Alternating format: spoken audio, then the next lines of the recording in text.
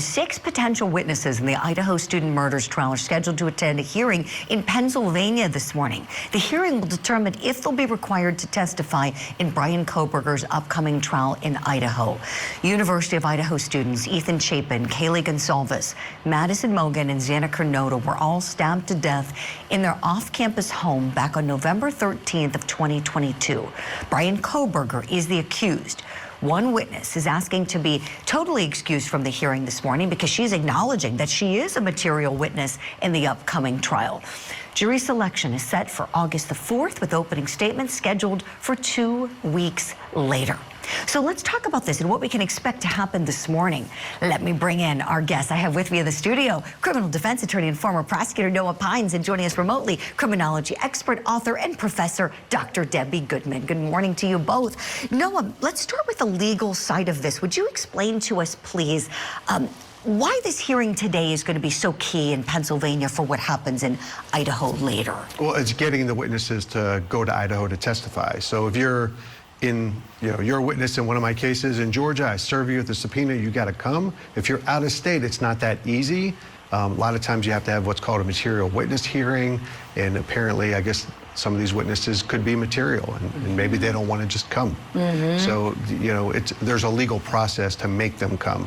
Right. And so this is helpful. So we see one of them, we got word early this morning, is not contesting that she's a material witness. So she's saying, you know what, just excuse me from the hearing, gonna make it easy. Yeah. Exactly. And you hope that people will be cooperative if their testimony is material. Dr. Debbie Goodman, tell me your thoughts on this as you've been watching this case throughout the progression. I know you're gonna be watching this hearing today. Tell us a little bit about what you may be looking for, please.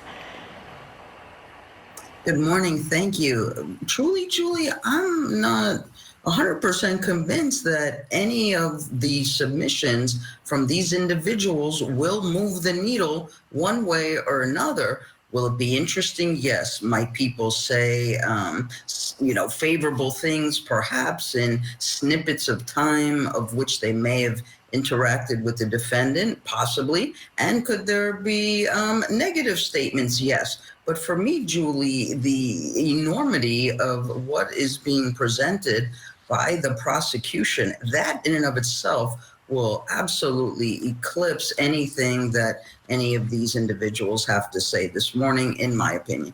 Dr. Debbie, thank you for that. We can put up on your screen these prospective witnesses. So here we have Ann Parham, an advisor at Kohberger's High School. She has acknowledged that she is a material witness and acknowledging that her testimony would be necessary in this case. So she's the one who's asking to be excused from today. It sounds like she's going to cooperate and all will be well with her. Then we have Ralph Vecchio, Maggie Sanders, William Searfoss, who's a corrections officer at the facility where Kohberger was being held in Pennsylvania, Anthony Soma, Marie Bolger, who's Kohberger's former professor, Jesse Harris, Kohberger's former boxing coach, and everyone except for Maggie Sanders due in court today. Okay, so you know what? There may be 2 people who are cooperating now, Maggie and Ann Parham. I believe there's 2 ladies who are saying that they're going to be cooperating with this. But the others, so we've got, I see professor, coach. Noah, your thoughts on the utility of bringing these people in as a criminal defense attorney?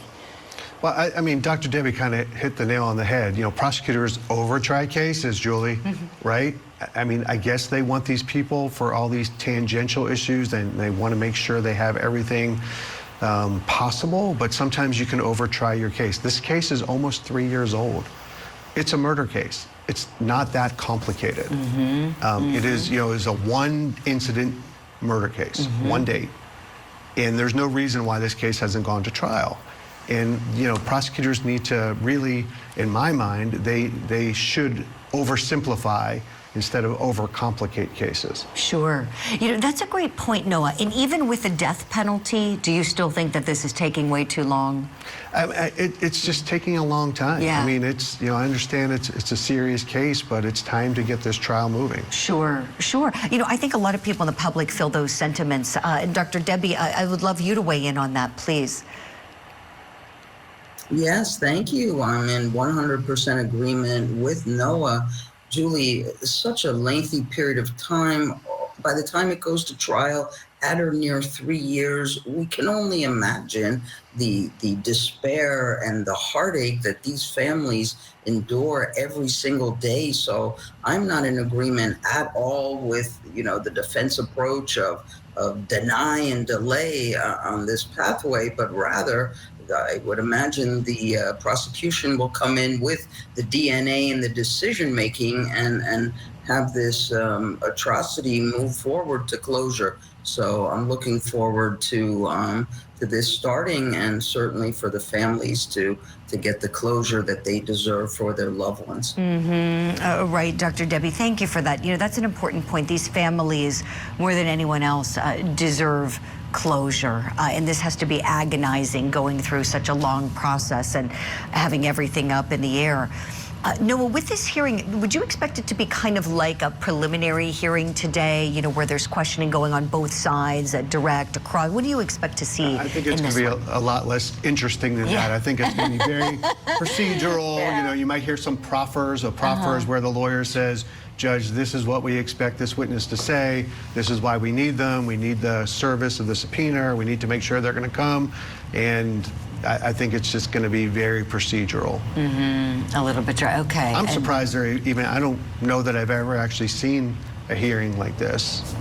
And it tells me that maybe they're not inclined to cooperate, is what it seems to me like that they don't want to be part of this. Well, nobody wants to be part of these trials these days because they get attacked by some parts, not this media, but some parts of the media, and by people who are watching. I mean, if you look at big trials that you've covered, Karen Reed trial, I mean, people get attacked just by people watching the trial. Oh yeah. I mean, that was unprecedented. That's got to stop. Unprecedented. Right. Yeah. I mean, what's got to stop is all this outside attack. Let the case be tried in the courtroom.